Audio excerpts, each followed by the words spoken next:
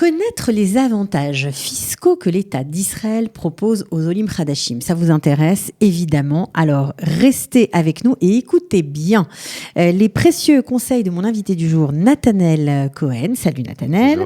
Bonjour. Bonjour, parce qu'il y a un avantage fiscal qui va s'arrêter le 31 décembre 2018. Alors ouvrez grandes vos oreilles si vous voulez encore en profiter.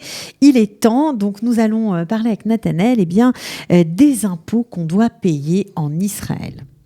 Et qui n'ont pas été payés. Et qui n'ont pas été payés. C'est bizarre. Donc forcément, les impôts qui n'ont pas été payés, ça peut être par inadvertance, par ignorance. Mais de quels impôts parle-t-on ? Toute imposition qui aurait dû être imposée en Israël, comme des revenus locatifs, des revenus, même des locatifs, quand on dit locatifs, c'est même Airbnb, même des courtes durées, revenus commerciaux, ou un héritage de sources frauduleuses, c'est-à-dire le papa ou la maman, ils n'ont pas bien déclaré comme il fallait. C'est-à-dire qu'en fait, ce n'est pas tellement de sources frauduleuses, mais disons que le papa a de l'argent qu'il n'a pas déclaré, et forcément qui arrive dans le compte de son fils. Donc son fils, il est bien embêté maintenant avec cette somme-là. Mais les impôts sont dessus, ils disent « Attends, il faut vérifier qu'est-ce qui s'est passé avec cet argent. Est-ce que ça a été déclaré ou non ?»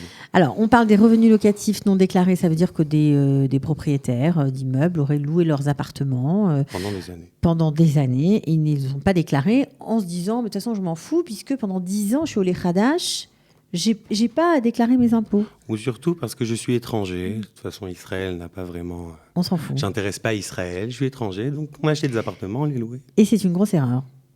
C'est une grosse erreur, oui. Ok, alors qu'est-ce qui se passe, notamment depuis l'échange d'informations interbancaires, où on en est ?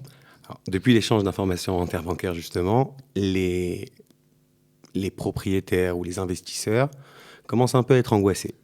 Parce que ces appartements, en particulier, n'ont pas été déclarés à la France, dans la plupart des cas. Ok. Ils savent qu'il va se passer maintenant un échange de comptes financiers, on va savoir ce qui va se passer dans leurs comptes. On va vers une transparence fiscale dans le monde, comme on a parlé plusieurs fois. Oui. Et cette transparence-là angoisse un peu tout le monde. Ben, donc, les gens préfèrent se régulariser et de trouver une solution. Comment ?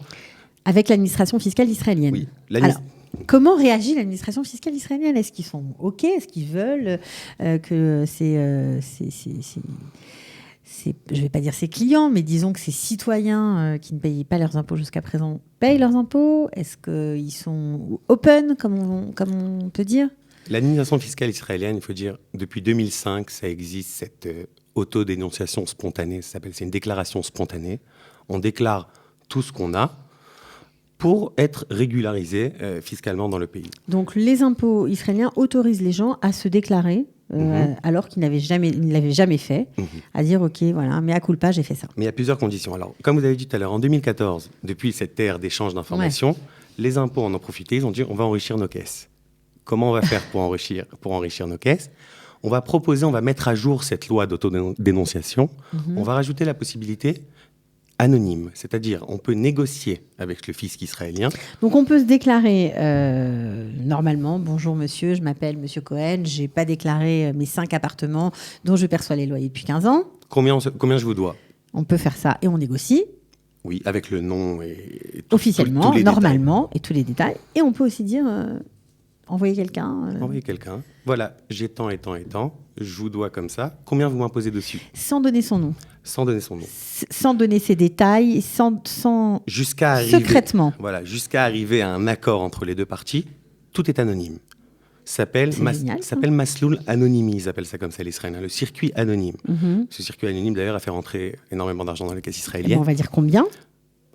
Ils ont découvert plus de 25 millions de shekels de patrimoine qui n'a pas été déclaré, et 5 millions de shekels d'imposition sont rentrés dans... 5 milliards, pardon, de shekels et 25 milliards. On répète. Non, j'ai compris. Donc 25 milliards de patrimoine non déclaré. Et donc, du coup, ça a ramené dans les caisses, grâce à cette déclaration anonyme, 5 milliards. Bon, c'est pas mal. Hein. L'anonyme, c'est la star des déclarations. Il y en a 3, comme vous avez dit tout à l'heure. Il y a le circuit normal. OK. Il y a le circuit anonyme et il y a le circuit raccourci. Alors, c'est quoi le circuit raccourci ? Raccourci, c'est limité à un patrimoine de 2 millions de shekels et une imposition d'1 demi-million de shekels. C'est-à-dire... Ça veut dire que c'est pas pour tout le monde ? Non, c'est pour éviter les bureaucraties, etc. Ils permettent, voilà. C'est pour les petits clients, ils appellent ça comme ça, les impôts. Les petits clients, vous avez un patrimoine de 2 millions de shekels. On va faire ça rapide. sans négociation, on ne va pas attendre longtemps, ça va être vraiment automatique comme ça. Ok, maintenant qu'est-ce qui se passe? Parce que bon, tout ça c'est bien beau, ces déclarations, etc. Si on tombe pas d'accord, on a donné tous ces détails, on fait une déclaration normale, donc on donne son nom, etc.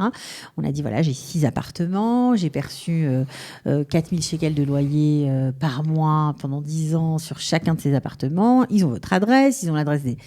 Et finalement, ils vous demandent une somme tellement exorbitante que vous ne pouvez pas la payer et donc vous dites non, je ne veux pas payer. C'est possible? C'est une très bonne question ce que vous posez, mais cette question, elle s'applique surtout dans les circuits qui ne sont pas anonymes. Oui. Puisque l'anonyme, on est d'accord, ils ne savent rien jusqu'à qu'on soit d'accord. Oui, quand ils ont nos coordonnées, etc., etc. Alors, les impôts, ils ont des conditions pour pouvoir procéder à ce processus d'autodénonciation. Il y a des conditions à respecter. Eux, ils veulent des nouveaux clients, comme on a dit tout à l'heure. S'ils ont déjà les données de la personne, c'est des bons commerciaux. Ils appellent ça aveu de bonne foi. On ne veut pas que ce soit après enquête, que ce soit vraiment un aveu de bonne foi. Tu viens et tu nous dis. Mais nous, on s'engage de notre côté à t'immuniser complètement, c'est-à-dire aucune sanction pénale ne sera engendrée envers toi. Et même si on n'arrive pas à un accord, on s'engage à ne pas utiliser ces informations. Bon, ça reste dans la base de données des impôts, c'est important de le savoir. C'est quand même un peu tendancieux, on va dire. C'est un petit peu dangereux, même si on veut bien les croire. Ils n'ont pas le droit, mais c'est pour ça que l'anonyme, c'est le plus populaire. La déclaration anonyme, c'est beaucoup mieux. Comme ça, et c'est elle qui finit bientôt, d'ailleurs. Voilà, alors on répète. Donc, si vous avez 1, 2, 3, 10, 20 appartements, par exemple, si vous avez peut-être même un seul logement que vous avez loué en Airbnb, des revenus, ou je sais pas moi, même une petite société qui n'a pas été déclarée, sachez que vous pouvez déclarer anonymement, sous couvert d'anonymat, c'est plus simple, grâce à un intermédiaire. Un intermédiaire représentant un conseil fiscal. Quelqu'un qui vous représente auprès des impôts. Jusqu'à quand? Jusqu'au 31 décembre 2018. Seulement pour l'anonyme, parce que... Mais c'est la plus intéressante. En plus, on voit qu'il y a vraiment une relation directe entre l'échange d'informations entre les pays et cette possibilité de s'auto-dénoncer, puisque lorsqu'il y aura l'échange d'informations, tout le monde saura un peu tout et personne ne voudra vraiment se régulariser, vous voyez ce que je veux dire? C'est-à-dire, l'échange, ça devait être en septembre 2018. Ça a été repoussé encore, là, un petit peu. Donc, ils vont repousser encore la déclaration anonyme. Continuez à me faire rentrer un peu d'argent dans les caisses jusqu'à que tout le monde saura tout. Mais c'est un bon deal d'après vous? Oui, c'est un très bon deal. Parce qu'on n'a pas dit, mais Nathanaël Cohen est expert comptable, spécialiste en fiscalité internationale, on l'a dit au début, mais on le répète pour comprendre que ce sont des conseils que vous avez vérifiés dans la réalité. C'est un bon deal, surtout que les impôts font tout pour essayer d'en attraper le plus en ce moment. Ils savent que les personnes sont angoissées, ils cherchent justement ces clients-là qui sont passibles, il ne faut pas oublier, d'une sanction pénale. Bien sûr, ils peuvent aller en prison. Ils peuvent aller en prison. Il y a eu un cas d'une personne qui a loué, qui avait un compte à l'étranger, un Israélien qui avait un compte à l'étranger, il avait généré des revenus sur ce compte-là, il n'avait pas déclaré en Israël. Il a fait 1 ou 2 ans de prison ferme pour une somme vraiment pas énorme, 200 ou 300 000 shekels. Donc ça veut dire, ils font vraiment peur à tout le monde et il propose justement ce deal qui peut être... C'est vraiment ouvrir une nouvelle page. C'est toujours bien d'ouvrir une nouvelle page, vous voyez ce que je veux dire? On se régularise complètement. Mais il faut tout dire. Ah, parce que si on ne dit pas tout... L'accord n'est pas valable. Ça veut dire que c'est valable jusqu'au moment où ils vont découvrir que vous leur avez caché une villa. Oui, alors, ils le marquent d'ailleurs. En hébreu, ils appellent ça Chetzi Rayon. C'est une demi-grosse. Ne me dis pas ce que tu as en Roumanie et ce que tu n'as pas en Allemagne. Eux, ils veulent qu'on dise tout. C'est-à-dire, si tu m'as tout dit... Tout dit, ça veut dire que les biens possédés en Israël et aussi les biens à l'étranger, les comptes à l'étranger. Et même les taxes d'acquisition, même l'immobilier, des fois, beaucoup de personnes, pour diminuer la taxe d'acquisition, ne donnent pas la vraie valeur de l'appartement lorsqu'on fait la déclaration au cadastre. Ils ont vraiment permis dans tous les domaines à s'auto-dénoncer et à se régulariser, à ouvrir une nouvelle page, justement pour permettre à ces personnes-là de... Ok.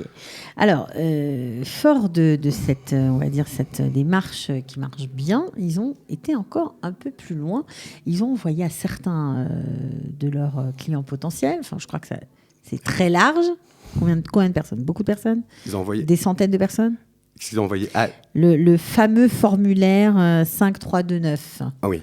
Donc, les impôts, ils ont dit, on va essayer de rechercher au maximum toutes les personnes qui sont soupçonnées ou qui sont susceptibles de nous payer des impôts qui n'ont pas été payés. Donc, ils ont envoyé des courriers à tout le monde, à des milliers de personnes. À des milliers. Moi, j'ai dit des centaines. Ben voilà, j'étais loin du compte. C'est des milliers, mais il faut savoir que ces courriers, ils ont été envoyés suite à quelque chose qui leur a mis... Puce à l'oreille. Oui, alors, eux, ils ont toutes les données du ministère des Transports, du ministère de l'Intérieur et du cadastre, bien sûr. Lorsqu'on voit une personne qui achète 5, 6 appartements et qu'il n'y a aucun revenu locatif qui n'a été déclaré, ça paraît bizarre quand même. Lorsqu'une personne achète une voiture de luxe, il voit au ministère des Transports qu'une voiture de luxe est achetée, et que cette personne touche un salaire de 10 000 shekels ou de 20 000 shekels, ça paraît bizarre aussi. C'est-à-dire qu'il y a de l'espèce, il y a quelque chose qui n'a pas été déclaré. Ministère de l'Intérieur, les entrées et sorties, beaucoup de voyages, ou les dénonciations. En Israël, c'est quelque chose qui est très courant en Israël. Les voisins qui dénoncent ? Oui, parce qu'on est rémunéré sur la dénonciation. Ça s'appelle le malchinon. Mais quelle horreur! Ils prennent 10%, on reçoit 10% sur ce qu'on a dénoncé. Et en Israël... on reçoit. C'est affreux, mais on va quand même le redire. Quand on dénonce une personne dont on sait qu'elle ne déclare pas tout son patrimoine... On reçoit quelque chose sur cette imposition qui va être prise de la personne. Donc le montant que cette personne va payer aux impôts, il y a 10% pour celui qui a dénoncé. Oui, et ils ont tellement d'appels qu'ils ne peuvent pas répondre. C'est vrai. Moi, je connais personnellement les personnes. Ah mon Dieu. Donc, il faut faire attention. Donc justement, ce document-là, ce 5329, c'est vous êtes dans notre radar. Il faut vite, c'est urgent de tout régulariser, surtout lorsqu'on reçoit ce document. Ok, donc si vous avez reçu le 5329, il faut s'angoisser. Oui.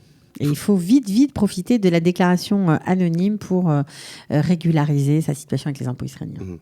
Ça finit le 31 décembre 2018. On répète parce que... Non, mais c'est très important. Il faut savoir, 31 décembre 2018, ça finit de déposer les formulaires et les déclarations. Ouais, donc il faut s'y prendre même si c'est traité après le 31 décembre, c'est pas grave. Mais il faut qu'aux impôts, ils aient reçu le 31 décembre 2018 toute la liste et tout ton aveu. Ok. Alors, on se pose la question si ce cas de figure-là concerne les Olim Hadashim, parce qu'après tout, ils ne sont pas imposables pendant 10 ans. Bon. C'est une très bonne question. Ça, c'est vraiment la question de Olim Hadashim. Moi, souvent, au cabinet, on vient me voir. Les nouveaux immigrants. Oui. Il faut savoir qu'Israël, tout ce deal qui est proposé, c'est pour une imposition qui aurait dû être payée en Israël. Ce deal des 10 ans, c'est sur des revenus qui ont été générés en dehors du territoire israélien. Ça veut dire que pendant 10 ans, quand on a reçu de l'argent généré en dehors du territoire israélien, on n'est pas imposable en Israël, évidemment. Mais si on a des revenus ici, on doit payer des impôts. Pour un Olé-Khadash ou pour un résident étranger. Oui, bien sûr. C'est sur le territoire israélien. Comme les revenus locatifs, vous avez dit tout à l'heure. L'immobilier est en Israël. C'est un impôt qui doit se payer en Israël. Israël te dit, tu ne m'as pas payé, tu me dois de l'argent, que tu sois étranger, Olé-Khadash, israélien. Il faut se régulariser, surtout pour les Olim Hadashim, moi je conseille, pour vraiment commencer une... Bon, après tout, on se dit, ils ne te connaissent pas. Non, c'est dangereux de faire ça. Non, mais quelque chose de très intéressant par le biais de cette autodénonciation, c'est qu'en ouvrant une nouvelle page avec Israël, pour les personnes qui ont des problèmes avec la France, par exemple, c'est bien que dans un pays, on te régularise complètement. C'est-à-dire, par le biais de cette autodénonciation, et cette régularisation spontanée, comme on dit. Ça veut dire pour tous ceux qui ont ramené avec eux de l'argent de France ou des biens non déclarés, ici on peut... Et qui sont devenus israéliens, profiter de ça. On peut se régulariser. En Israël, ça aide toujours. Ça fait au moins un pays, on est clean. Voilà.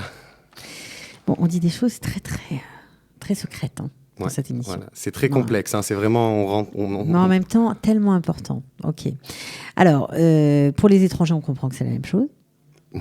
C'est-à-dire un étranger. Israël, je vous donne un exemple. J'aime bien quand vous me donnez des exemples, Nathalie. D'ailleurs, il y a une jurisprudence. Il y a eu vraiment un cas d'un fournisseur de douche chez les chauffe-eau. Voilà. Un fournisseur français, résident français, qui travaillait en France, qui avait un deal avec un Israélien. Donc il y avait un client qui se trouvait en Israël. Il avait un client qui se trouvait en Israël. D'accord. Ce client lui payait les commissions dont la personne devait toucher en Israël, pas en France. C'est-à-dire, on répète, un Français fournissait un service à un Israélien, l'Israélien le payait en Israël. Ok. C'est arrivé, il y a eu ce cas. Donc on dit, qu'est-ce qu'on fait dans ce cas-là? Est-ce que, par rapport à Israël, cette personne est problématique? Alors, laquelle? Le Français? Le Français. L'Israélien, il doit déclarer, bien sûr. Parce qu'on se doute bien que s'il a laissé la com en Israël, c'est qu'il n'a pas dû déclarer en France et que cet argent-là n'est pas en France. Okay.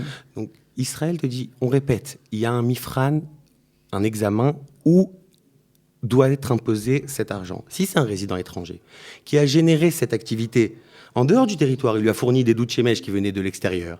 Ça ne concerne pas Israël. Il n'y a aucune avéra, aucune interdiction à avoir de l'argent dans un compte israélien pour un résident étranger sans le déclarer en Israël, à moins que ce compte génère. Il n'y a aucune interdiction. Donc dans ce cas-là, il n'a pas de problème. Cette personne-là n'a pas de problème s'il a bien été défini que l'imposition en Israël n'avait pas lieu pour lui. Il devait déclarer en France. Par contre, il a un problème avec la France. Mais ça ne concerne pas Israël. Ça concerne Israël. Te dit, moi, je veux savoir qu'est-ce que tu me devais, qu'est-ce que tu as fait sur mon territoire, tu me le dois. Si c'était un Israélien, c'est différent. Là, on parle de ce cas du résident étranger. Donc il y a une jurisprudence sur ça. Oui, mais c'est pas vraiment intéressant, surtout dans l'échange d'informations dans lequel on se trouve. La France, elle va savoir son compte, elle va connaître son compte. Alors, vous avez, j'imagine, régularisé beaucoup de gens. Vous avez aidé à... Est-ce que vous avez un dossier, sans citer de nom, bien sûr, mais juste pour qu'on se rende compte de quoi on parle? Moi, j'ai eu un dossier d'une personne qui avait une dizaine d'appartements, mais on ne rentre pas vraiment dans les détails d'une dizaine d'appartements, parce que des fois, ça devient commercial en Israël. Ouais. Une partie de ces appartements était louée en Airbnb, en courte durée, et une partie des appartements était louée en location longue durée. Il a reçu ce document, ce fameux 5329. Il ne s'est pas inquiété. Il dit c'est quoi? Il pensait que c'était une simple déclaration de patrimoine, vous savez, des fois. Comme la Tsaraton, que tout le monde reçoit. Oui. Voilà. Alors, on a reçu ça, on a voulu voir exactement qu'est-ce qui s'est passé. Et normalement, si on comprend bien, étant donné que la loi est un peu floue, normalement, la loi, elle te dit on n'accepte pas les régularisations pour les personnes dont on a déjà une donnée. Quand on reçoit le 5329, ça veut dire qu'il y a déjà des données aux impôts. Mais nous, on interprète ça différemment. C'est une vérification avant de sanctionner la personne. Ce 5329, c'est une simple vérification. Donc, il faut vite se régulariser. C'est-à-dire, dans le cas de cette personne-là, moitié Airbnb, moitié revenus fonciers. Les revenus Airbnb, c'est une activité commerciale. Donc c'est imposable en Israël. C'est imposé de façon commerciale, c'est-à-dire jusqu'à 50% d'imposition selon la taxe marginale. C'est une vraie affaire, c'est une activité professionnelle. Tout à fait. Et l'activité de longue durée, c'est 10% au maximum, c'est 10% d'imposition sur les revenus. Et grâce à cette régularisation, on a régularisé 10 ans auparavant et on a réussi à obtenir en fait 10% pour tout. Alors que normalement... Ok, donc il a payé moins cher. Il a même payé moins cher et après, il a été régularisé. Son 5329, il était cachère, il n'y avait pas de problème. Ça veut dire qu'il y a beaucoup de montages à faire qui sont un peu agressifs, mais qui tranquillisent les personnes. Qui tranquillisent les personnes et qui permettent de vivre sereinement. Bien sûr. Voilà, puis de payer ses impôts en Israël, il y a pire quand même. Oui, surtout dans un nouveau pays. Les impôts en Israël, en plus, on bénéficie de beaucoup d'avantages avec les revenus qui proviennent de l'étranger. L'imposition en Israël, elle est plus basse que l'imposition française. Il y a pas mal de... Puis même pour l'engagement sioniste, pour ceux qui viennent en Israël, c'est plutôt sympa. Oui, mais d'ailleurs, j'ai eu un cas d'ailleurs d'une personne qui n'avait pas déclaré et qui n'aurait pas dû payer d'impôts. C'est-à-dire, c'était 7 ans auparavant, on a fait tous les calculs avec tous les avantages, dont l'amortissement, etc. Il n'aurait pas dû payer d'impôts. Et on a présenté ça comme ça, aux impôts. En disant, OK, il a gagné de l'argent, mais il ne doit pas payer d'impôts. Alors, les impôts, normalement, ils te disent, OK, tu as un retard de déclaration, tu aurais dû me déclarer avant. Mais le retard de déclaration, c'est le retard à partir du moment à laquelle je t'ai demandé de me déclarer. Comme il était étranger, il est devenu Olé-Khadash, ils ne l'ont jamais demandé. Donc, il n'a pas eu d'imposition sur ce retard. Il a gagné. Et il n'a même pas payé un shekel d'impôt. Donc, ça vaut vraiment le coup de vérifier au moins, de vérifier l'imposition qui sera payée et d'essayer d'aller vers ce processus, surtout maintenant. Bon, alors, on résume l'information la plus importante. Un avantage fiscal qui se termine le 31 décembre 2018. Franchement, si vous avez des revenus, des biens, etc., ou même simplement, vous devez vérifier votre statut pour bénéficier de cet avantage et vous déclarer, même de façon anonyme. C'est possible. Ils sont formidables en Israël. Même en France, ça existe. Même en France, bien évidemment. Mais ici, ça doit sûrement arranger beaucoup de personnes. Merci, Nathanaël Cohen, d'être venu. Donc, Natco Consulting ou natconsulting.com, c'est le site internet. Si on veut avoir plus d'informations, on peut vous contacter. Avec plaisir. Voilà, OK. À bientôt. Merci beaucoup. Ciao. Israël, comment ça marche? Vous allez adorer comprendre Israël. Israël, comment ça marche? C'est tout de suite sur Studio Kalita.